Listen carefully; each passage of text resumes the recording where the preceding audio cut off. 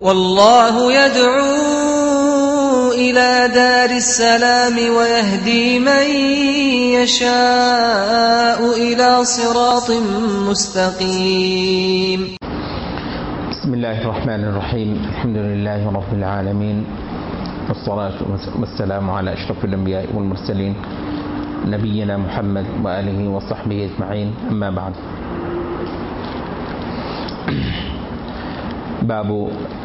باب في ذم الدنيا أطفئها. دنیا کا مذموم ہونا. سب سے پہلے ایک جو آخر میں بات کی گئی ہے اس پورے باب میں، اس کو ہم پہلے کرنا ضروری سمجھیں گے تاکہ وہ صحیح پرسپیکٹو معلوم ہو جائے کہ جس میں دنیا کو مذموم کہا گیا ہے ہمارے دین کے اندر، اور ہمارے سلف کے ہاں بے حد و حساب دنیا کی مذمت ہوئی ہے.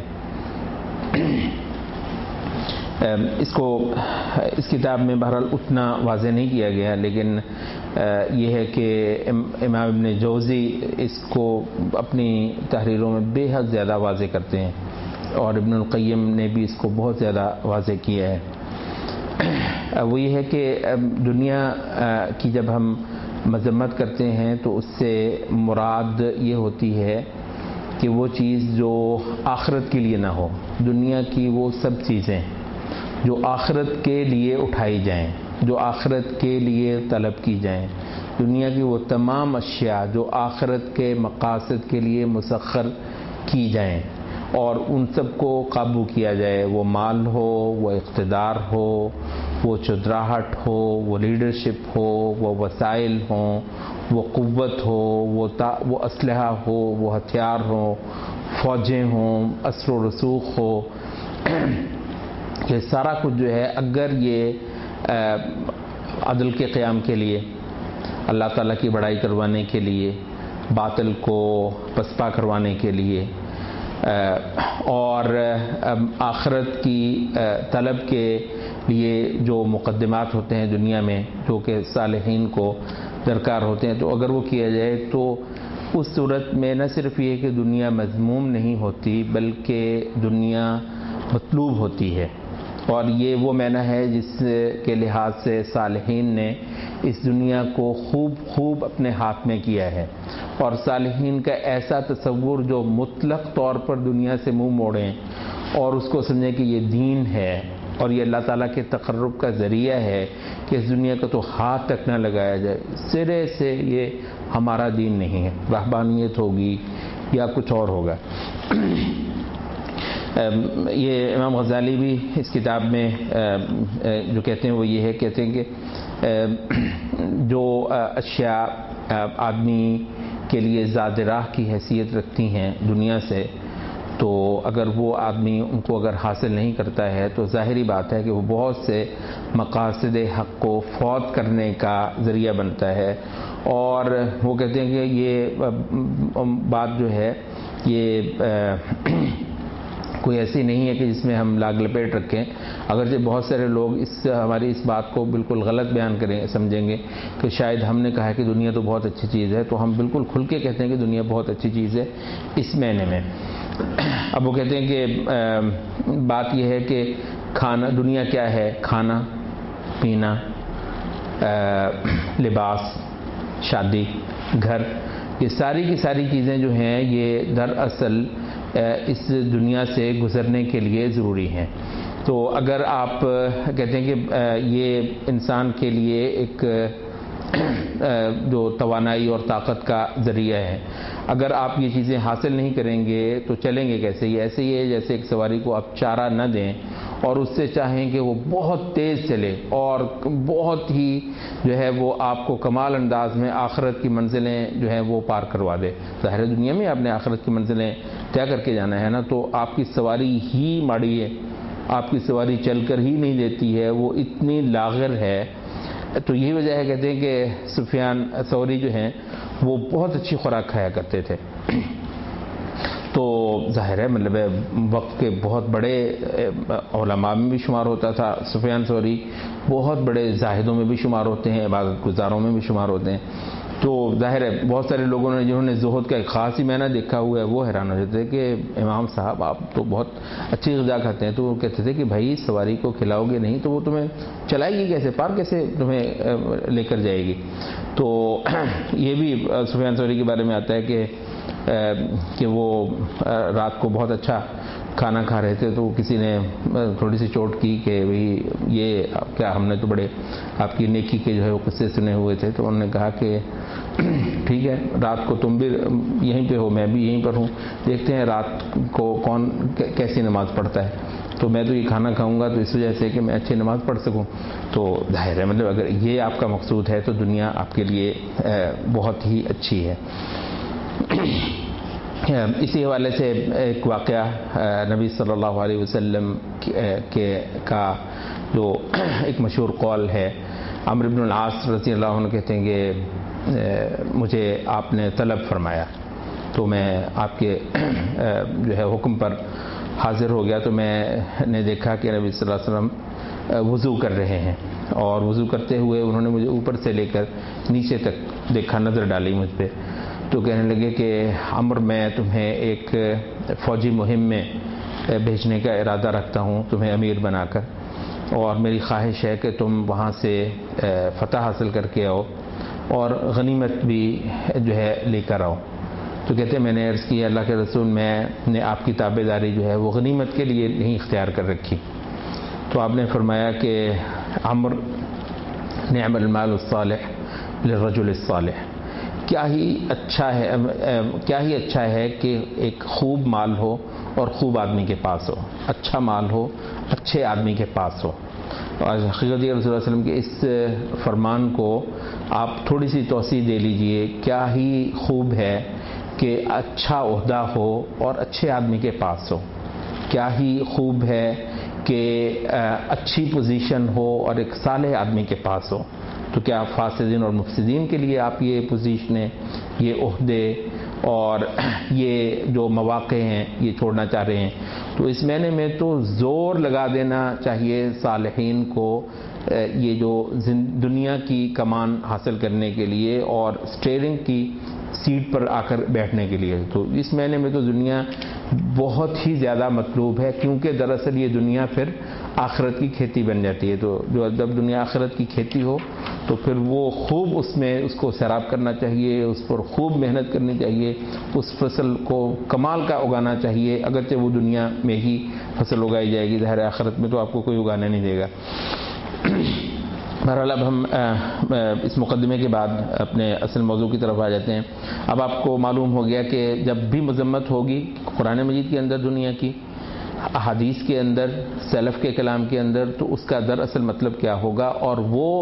تنگ ذہن اور چھوٹی عقل کے مالک لوگ جو مطلق دنیا کی مذمت اس سے سمجھ لیتے ہیں اور اس وجہ سے ان کا خیال ہوتا ہے کہ صالحین کا تو وہ کام ہی نہیں ہے یہاں پر،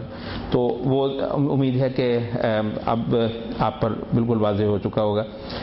کئی ساری کیا بے حد و حساب آیات قرآن مجید میں زین للناس حب الشہوات من النساء والبنین والقناطیر المقنطرة من الذهب والفضة والخیل المسومة والانعام والحرث، یہ دنیا کی جو خواہشات ہیں اس سے ان کو بہت زیادہ مزین کر دیا گیا ہے لوگوں کے لیے. عورتیں، اولاد اور ڈھیر سونے چاندی کے اور نشان لگے گھوڑے اور چوپائے، مویشی، فصلیں لہلہاتی ہوئی. تو میرے کہ اللہ تعالیٰ نے کہا کہ ذالک متاع الحیات الدنیا، یہ سارے کا سارا دنیا کی محض ایک متاع ہے، ایک سامان ہے. جیسے سفر میں آپ ساتھ اٹھا لیتے ہیں واللہ عنده حسن المآب، جبکہ اصل ٹھکانہ اللہ تعالیٰ کے پاس جو ہے وہ بہت اعلیٰ ہے. تو ایک ہے ٹھکانہ اور ایک ہوتا ہے راستے کا سامان. تو ٹھکانہ ہی ہوتا ہے اور زاد راہ ہی ہوتا ہے. اور یہاں پہ فرمایا کہ میں تمہیں اس سے بہت اعلیٰ چیز کی خبر نہ دوں، اور وہ جنت کے بارے میں بات کی. وَمَا الْحَيَاةُ الدُّنْيَا إِلَّا مَتَاعُ الْغُرُورِ، دنیا کو دھوکے کا سامان کہا گیا ہے. اور کہا کہ انما الحیات الدنیا لعب ولہو وزینت، دنیا جو ہے وہ کھیل ہے، تماشا ہے اور زینت اور محض سجاوٹ ہے، اور پھر یہ آپس کا فخر اور ایک دوسرے کو نیچا دکھانے کی یہ جو کوششیں ہیں، بس دنیا صرف اتنی ہی ہے وغیرہ وغیرہ۔ نبی صلی اللہ علیہ وسلم نے فرمایا کہ دنیا کی مثال آخرت کے مقابلے پر ایسی ہی ہے کہ آپ اپنی انگلی جو ہے ایک بڑے سمندر کے اندر ڈبوئیں تو دیکھ لیں کیا نکلتا ہے، تو آخرت تو جو آپ کی انگلی کے ساتھ آ گیا جتنا پانی، تو یہ مثال ہے دنیا کی بمقابلہ اس سمندر کے جو کہ آخرت ہے۔ اسی طریقے سے نبی صلی اللہ علیہ وسلم نے فرمایا کہ دنیا مومن کا قید خانہ ہے اور کافر کی جنت ہے، اور فرمایا کہ اگر دنیا اللہ تعالیٰ کے ہاں مچھر کے پر کی برابر بھی حیثیت رکھتی تو اللہ تعالیٰ کسی کافر کو ایک گھونٹ پانی بھی پلانے کا روادار نہ ہوتا۔ اور ایک حدیث میں فرمایا کہ دنیا ساری ہی ملعون ہے اور جو کچھ اس میں ہے وہ بھی ملعون ہے سوائے اس کی اس چیز کے جو اللہ کے نام کر دیا گیا ہو، جو اللہ تعالیٰ کے ساتھ جڑ گیا ہو، منسوب ہو گیا ہو، تو بس اس دنیا کی وہی چیز ہے، باقی ساری کی ساری ہے وہ مطلب ملعون ہے۔ ابو موسیٰ اشعری سے ایک روایت ہے کہ نبی صلی اللہ علیہ وسلم نے فرمایا کہ جس نے اپنی دنیا سے محبت کر لی اس نے اپنی آخرت کو نقصان پہنچا لیا، اور جس نے اپنی آخرت سے محبت کی وہ اپنی دنیا کو کچھ نقصان پہنچا لے گا۔ تو اس وجہ سے جو چیز بچ جانے والی ہے اس کو اختیار کر لو بنسبت اس چیز کے کہ جس میں بچنا نہیں ہے۔ تو بے وقوف وہ آدمی ہے کہ جو اس پر ہی فریفتہ ہو جس نے رہنا ہی نہیں ہے، اور اس چیز کے معاملے میں بالکل بے توجہ ہو جائے جس نے کہیں جانا ہی نہیں ہے۔ اس کے علاوہ ایک بہت خوبصورت خط جو ہے حسن بصری کا جو انہوں نے عمر بن عبدالعزیز کو لکھا تھا، وہ بھی امام صاحب یہاں پر لے کر آئے ہیں۔ کہتے ہیں کہ امیر المومنین بس یہ اتنا جان لو کہ دنیا جو ہے یہ ایک گزرگاہ ہے، اور کہا کہ اور یہ بھی ذہن میں ہمیشہ ہی رکھنا کہ آدم کو یہاں سزا کے طور پر بھیجا گیا تھا، یہ جس کو اتنا زیادہ انسان دل لگاتا ہے جس میں، اور اتنا زیادہ یہ محض سزا کے طور پر، تو گھر جنت تھا تو ان کے تو اس گناہ کی وجہ سے ان کو اس دنیا میں بھیج دیا گیا تھا۔ اور کہا کہ اس سے جو ہے وہ بچ کر رہنا، اس سے جو زاد راہ ہے وہ اس کو ترک کر دینا ہے، اور اس میں جو اصل دولت مندی یہ ہے کہ آدمی اس کی کسی چیز کو نہ اٹھائے، اور اصل جو فقر اور فاقہ ہے وہ یہ ہے کہ یہاں آدمی امیر اور دولت مند ہونے کی سوچے۔ یہ کہتے ہیں کہ بالکل ایسا زہر ہے جس کو صرف وہ کھاتا ہے جو اس زہر سے جو بندے کو پتا ہو کہ زہر ہے وہ کبھی اس کو کھاتا نہیں ہے۔ پھر وہ کہتے ہیں کہ یہ ذہن میں رکھنا کہ اگر اللہ تعالیٰ نے اس کا کوئی برائی نہ بتائی ہوتی تو بھی ہم اس دنیا کے اندر صرف اپنی عقل سے جان لیتے کہ یہ دنیا ایسی نہیں ہے کہ جس پر آدمی کا دل جائے، اس میں سے روز جنازے اٹھتے ہیں، روز ماتم ہوتے ہیں، روز جو ہیں وہ لوگ مصائب کا شکار ہوتے ہیں، تو کون سی ایسی جگہ تھی کہ جس پر آدمی بالکل دل ہی دے بیٹھے؟ کجا یہ کہ اللہ تعالیٰ نے کھول کھول کر اس دنیا کی حقیقت بتائی ہو، تو اس کے بعد تو اس دنیا میں دل لگانے کی کوئی گنجائش باقی ہی نہیں ہے۔ اور کہتے ہیں کہ پھر یہ بھی یاد رکھو کہ یہ وہ دنیا ہے جس کے تمام خزانے اللہ تعالیٰ نے اپنے نبی کو پیشکش کر دی تھی کہ دنیا کی جتنی جو ہے نا وہ دولت ہے، دنیا کا جتنا اقتدار ہے وہ آپ کو ملتا ہے نبی صلی اللہ، اور یہ ہے کہ آپ کا درجہ بھی کم نہیں ہوگا، اس کے باوجود آپ نے دنیا کو پسند نہیں کیا۔ کیوں؟ کہتے ہیں اس وجہ سے کہ اللہ تعالیٰ کے ہاں اس کی کوئی قدر نہیں ہے، اس وجہ سے رسول اللہ صلی اللہ علیہ وسلم اپنے مالک کی پسند ناپسند جان گئے تھے، تو وہ اختیار دینے کے باوجود، چناؤ دینے کے باوجود آپ نے دنیا کو اختیار نہیں کیا، بلکہ کہا بل الرفیق الاعلیٰ، مجھے تو اللہ تعالیٰ کے ہاں اور جو اس کے پسند کے جو اشیاء ہیں مجھے تو صرف وہی چاہیے۔ اچھا، تو اس کے بعد کہتے ہیں کہ یہ بھی جان لو کہ اگر کہیں اس دنیا کے اندر کوئی ایسی اعلیٰ چیز ہوتی تو اللہ کبھی اس بات کا روادار نہ ہوتا کہ کہ وہ اپنے نبی کے پیٹ پر بھوک سے پتھر بندھوائے، اور کبھی ایسا نہ ہوتا کہ اللہ تعالیٰ بہت اعلیٰ سے اعلیٰ جو انبیاء ہیں ان کو دنیا کی مشقتوں میں ڈالے۔ تو اس وجہ سے سب سے بیوقوف وہ آدمی ہے جس کو دنیا مل جائے تو سمجھے کہ اللہ تعالیٰ نے اس کی قدر کی ہے، اور یا جس کو جو ہے وہ دنیا نہ ملے تو سمجھے کہ اللہ تعالیٰ نے اس کی ناقدری کی ہے۔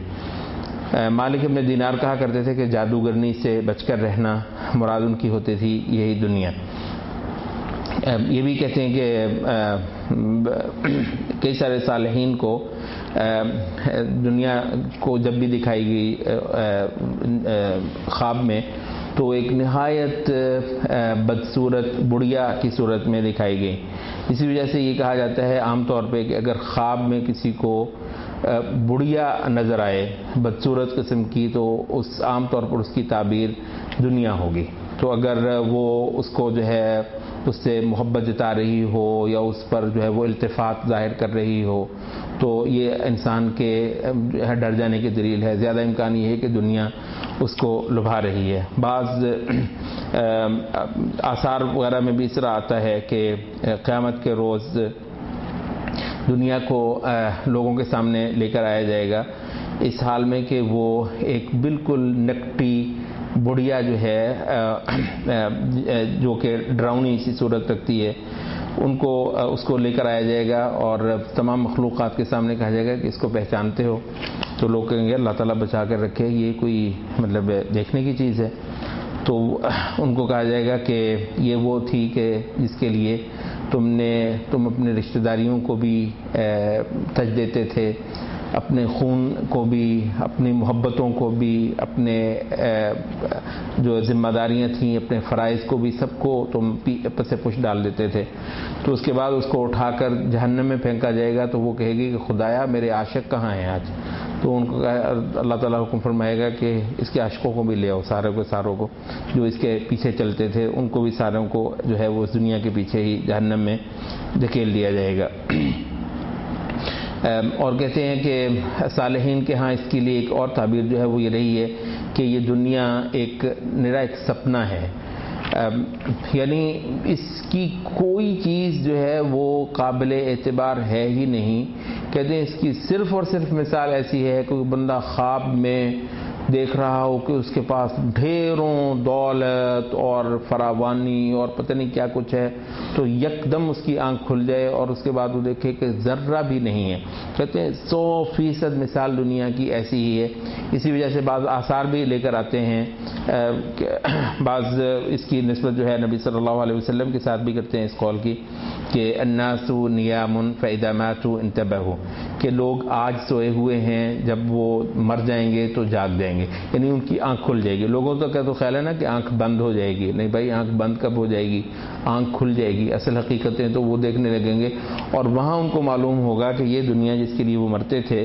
تو وہ دراصل کیا تھی اور اس کی قدر کیا تھی۔ کہتے ہیں یہ وجہ ہے کہ نبی صلی اللہ علیہ وسلم نے جو ہے وہ گھر نہیں بنائے، چوبارے نہیں بنائے، اینٹیں نہیں جڑیں، بلکہ یہ تک کہا کہ سب سے برا خرچہ وہ ہے جو مٹی اور گارے پر کیا جائے۔ اور جب آپ سے پوچھا گیا تو آپ نے فرمایا کہ میری تو مثال اس سے بڑھ کر کچھ ہے ہی نہیں ہے، جیسے ایک آدمی دوپہر گزارنے کے لیے کسی درخت کے نیچے ٹھہر گیا ہو اور اس نے تو اب اپنا جو ہے آرام کرنا ہے 2 گھڑی اور اس کے بعد آگے چل دینا ہے، تو یہاں اس نے تعمیرات کیا کرنی ہے۔ عیسیٰ علیہ السلام کے ساتھ بھی ایک قول منسوب ہے کہ انہوں نے کہا کہ دنیا ایک پل ہے، تو پل پر سے تو گزرا جاتا ہے، پل پر تعمیرات کرنے کون بیٹھ جاتا ہے؟ تو اس کے بعد امام غزالی کہتے ہیں کہ یہ ایک اتنی برحق تمثیل ہے جو عیسیٰ علیہ السلام نے بیان کی ہے، اور حق تو یہ ہے کہ یہ جو پل بھی ہے یہ بھی تو پتہ نہیں ہے نا کہ یہ جو پل بھی ہے یہ بھی آپ نے آدھا گزر لیا ہے یا تقریباً پورا ہی گزر لیا ہے، اور یہ بھی کیا پتہ ہے کہ صرف ایک ہی قدم اٹھانا ہے اور یہ پل ختم ہو جانا ہے۔ تو آپ کو تو یہ بھی پتہ نہیں ہے کہ اس پل کے بھی آپ کون سے حصے پہ ہیں۔ تو یہاں تعمیرات، یہاں بڑے بڑے منصوبے، یہاں بڑے بڑے خواب، اور یہاں بڑے بڑے ارمان،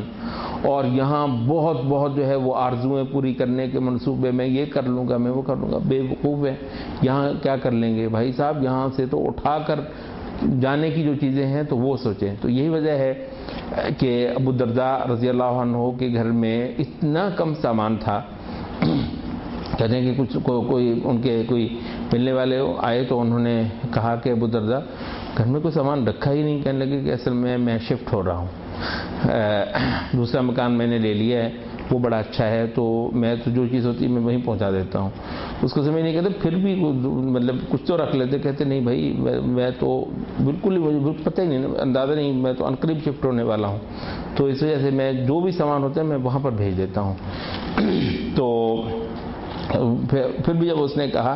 کہ کہنے لگے نہیں بھائی ایسا نہیں ہے, مجھے یہ جو گھر ہے نا اس میں صرف اتنا نہیں کہ میں نے اس کو چھوڑ دینا ہے, بلکہ جو مجھے اندازہ ہے وہ یہ ہے کہ یہاں سے مجھے نکال دیا جائے گا. تو مطلب ہے کہ جب میں نکلوں گا تو مجھے اس بات کا بھی اندازہ نہیں ہے کہ میں سامان اپنا اٹھا بھی پاؤں گا یا نہیں اٹھا پاؤں گا. تو میں نے اس وجہ سے بہتر یہ جانا کہ جب تک میرے پاس یہ اختیار ہے میں اپنی مرضی سے ہی وہ سامان اٹھا کر دوں, کیونکہ جب مجھے نکالا جائے گا پھر تو مجھے کوئی چیز یہاں سے اٹھانے نہیں دی جائے گی. تو یہ ہے حقیقت. کہتے ہیں سلف میں سے ہی بعض نے اپنے اصحاب کو, اپنے شاگردوں کو, یہ اگرچہ مطلب تھوڑی سی مطلب نفس پر کچھ گراں سی گزرتی ہے یہ تمثیل, لیکن یہ ہے کہ سلف اس معاملے میں بہت بہت صریح لفظ بھی بول دیا کرتے تھے اور بڑی بڑی صریح تمثیلیں بھی دے دیا کرتے تھے. تو کہتے ہیں اس وجہ سے اپنے شاگردوں کو سلف میں سے کوئی عالم یا کوئی زاہد جو ہے وہ ایک بار اس غلاظت کے ڈھیر پر جو ہے وہ لے گیا, یہ گزرتے ہوئے دکھایا, یہ مطلب ہے, اور کہنے لگا کہ یہ ہے غلاظت جہاں یہ ڈھیر لگا ہوا ہے, اگر دنیا کی حقیقت دیکھنی ہے تو یہ دیکھ لو, یہ جو ہے یہ لوگوں کے پھل کھائے ہوئے ہیں, ان کے گوشت اور یہ دیسی گھی اور شہد اور مٹھائیاں اور پتہ نہیں کیا کچھ ہے. تو یہ ہے کہتے ہیں کہ مطلب دنیا بس اتنی سی ہی حقیقت ہے کہ یہ یوں تھی اور اس کے بعد پھر کیا بن گئی. تو وہ چیز جو قابل بھروسہ ہے, جو کبھی خراب نہیں ہونے والی ہے, جو کبھی برباد نہیں ہونے والی ہے, تو وہ تو آخرت ہے. تو دنیا اور آخرت کا اس معاملے میں کوئی موازنہ ہی نہیں. آخری ایک حدیث رسول اللہ صلی اللہ علیہ وسلم کی وہ لے کر آئے ہیں. حسن بصری کہتے ہیں کہ مجھے پہنچا ہے نبی صلی اللہ علیہ وسلم سے, اس لحاظ سے حدیث مرسل ہوگی, لیکن یہ ہے کہ یہ بہت زیادہ مشہور ہے اور شاید اسناد بھی اس کی مل جاتی ہیں دوسرے طریقوں سے. آپ نے فرمایا کہ میری اور تم لوگوں کی مثال ایسی ہے اور دنیا کی کہ جیسے کچھ لوگ کسی صحرا سے گزر رہے تھے اور چلتے چلتے چلتے چلتے جب ان کے پاس کچھ بھی نہ رہ گیا اور ان کا سارا پانی ختم ہو گیا, ساری خوراک ان کی ختم ہو گئی اور راستہ بھی آگے کہیں نہیں مل رہا تھا, تو اور وہ مایوس ہو گئے کہ بھی اب تو ہم مرے کہ مرے, اور صحرا میں تو آدمی ظاہر ہے ضائع ہو جائے تو ہو جائے. تو ایسی حالت میں کہتے ہیں کہ انہوں نے یکدم دیکھا کہ ایک آدمی آیا ہے, وہ بڑا تر و تازہ ہے, پانی سر سے بالوں سے اس کے پانی ٹپک رہا ہے, اور معلوم ہی ہوتا ہے کہ کہیں قریب ہی کوئی ڈیرا ہے, تو وہاں سے وہ آیا ہے. اور وہ کہتا ہے کہ بھی کیا, وہ کہتے ہیں ہم تو رل گئے, بہت ہمارا تو برا حال ہے. وہ کہتا ہے کہ اگر میں تمہیں کہیں پہنچا دوں جہاں پانی بھی ہے, جہاں کھانا بھی ہے, جہاں راحت بھی ہے, تو کیا تم میری بات مانو گے میں جو بھی تمہیں کہوں؟ وہ کہتے ہیں کہ ہاں. اس نے کہا کہ ٹھیک ہے میرے ساتھ عہد کرو, مجھے اللہ تعالیٰ کے نام کے جو ہے وہ حلف دو. تو انہوں نے سب نے اللہ تعالیٰ کے نام کے ان کو حلف دے دیے کہ تم جو کہو گے ہم مانیں گے. یہ یہاں ہم جو بھوکے پیاسے مرنے والے ہیں اس صحرا میں, تو اس سے تو ہماری جان ٹوٹ جائے. کہتے وہ لے گئے تو تھوڑی دور اس نے جا کر ڈیرا دکھا دیا ان کو, وہاں ان کو سب کچھ مل گیا. تو جب انہوں نے اپنا آپ سیراب کر لیا, بھوک ان کی ختم ہوئی, کچھ راحت ان کو ملی, تو کہنے کہ اٹھو چلو اب یہاں قریب جو ہے وہ ایک حملہ ہونے والا ہے اور تم میں سے کوئی بھی زندہ نہیں بچے گا, لشکر ایک حملہ کرنے والا ہے, آگے چلو. وہ کہنے لگے بھائی کہاں جانا ہے آگے, ہم تو یہ بڑی مشکل سے ملا ہے ہمیں تو وہ کہتا ہے میں تمہیں بتا رہا ہوں کہ تم نے میرے ساتھ وعدے نہیں کیے تھے. تو کہہ رہے ٹھیک ہے کیے تھے, لیکن ہم سے نہیں اٹھا جاتا. تو ان میں سے چند ایک تھے, انہوں نے کہا کہ او اللہ کے بندو, تم نے تو اس کے ساتھ عہد و پیمان کر رکھے ہوئے تھے اللہ کے نام کے کہ تم اس کی بات مانو گے. تو بہرحال وہ چند ایک لوگ اس کے ساتھ چل دیے. تو کہتے ہیں وہ جیسے ہی آگے چلے گئے تو تھوڑی دیر کے بعد لشکر آیا اور اس نے حملہ کیا تو بہت ساروں کو تو مطلب ویسے ہی مار دیا, بہت سارے مارے گئے اور بہت سارے جو ہیں وہ قیدی ہو گئے. تو یہ ہے میری مثال اور تم لوگوں کی مثال اور دنیا کی مثال. اس کے تحت کہتے ہیں کہ واقعتاً ایسا ہوا کہ اصحاب رسول اللہ یہ عرب تھے, مطلب ان کے پاس کچھ نہیں تھا, ساری قومیں ان کو جو ہے وہ جوتے کی نوک پر رکھتی تھیں اور ان کی نہ دنیا کی حیثیت تھی نہ دین کی حیثیت تھی, یہاں تک کہ رسول اللہ صلی اللہ علیہ وسلم آئے اور انہوں نے ان کو اسلام کی طرف لیا اور کچھ دیر کے بعد دنیا کے دروازے کھل گئے ان پر. ٹھیک ہے, تو یہ وہ دنیا ہے جو صحابہ کو ملی تھی, دنیا کے دروازے کھل گئے, خوب ان کی عیش ہوئی. لیکن نبی صلی اللہ علیہ وسلم نے کہا تھا کہ اس دنیا کو اب اپنا گھر نہیں بنانا, اس میں دل نہیں لگانا, اس دنیا کو آخرت کا ذریعہ بنانا ہے. تو کچھ لوگ تو تھے انہوں نے تو واقعی نبی صلی اللہ علیہ وسلم کی اگلی بات پر بھی یقین کیا اور انہوں نے اس دنیا کے ذریعے سے آخرت کما لی. البتہ ایک بہت بڑی تعداد جو تھی مسلمانوں کی, انہوں نے کیا کیا, انہوں نے اسی کے اندر دل لگا لیا اور کہا نہیں بس یہ ہماری آخری منزل ہے, اس سے آگے کیا ہے, وہی اس سے آگے کیا ہے. وہ جو جس نے تمہیں اس کا دکھایا تھا وہ سچا نکلا نا. وہ حدیث میں یہ بھی آتا ہے کہ وہ کہتے ہیں کہ جس نے جو پہلی بات کی تھی تو وہ سچی نکلی, تو جب اگلی بات وہ کر رہا ہے وہ سچی نہیں نکلے گی, وہ بھی تو سچی نکلے گی. تو بہت ساروں نے کہا نہیں یہ ہماری آخری منزل ہے. تو بھائی دنیا آخری منزل نہیں ہے. تو مسلمانوں پر جو زوال آیا اور مسلمانوں پر جو تباہی آئی اور کچھ دیر کے بعد آپ دیکھتے ہیں کہ مسلمانوں کا پھر سب کچھ جو ہے وہ چوپٹ بھی ہوا, اس وجہ سے کہ انہوں نے دنیا سے آخرت کی جو زادرہ اٹھانا تھا وہ نہیں کیا, بلکہ دنیا کو فی نفس ہی اپنا مقصود بنا لیا. تو اس لحاظ سے مطلب کہ یہ دنیا ایک ایسی عجیب جادوگرنی ہے اور ایک ایسی مصیبت اور آفت ہے کہ جو ہر آدمی سے ہی اس کی منزل چھڑوا دیتی ہے. بہت تھوڑے لوگ ہیں جو اس دنیا کو دیکھنے کے بعد بھی اپنی اصل منزل پر ہی نگاہ رکھتے ہوں اور وہ اپنے اصل ہدف کو جو ہے وہ چھوڑنے کے لیے تیار نہ ہوں.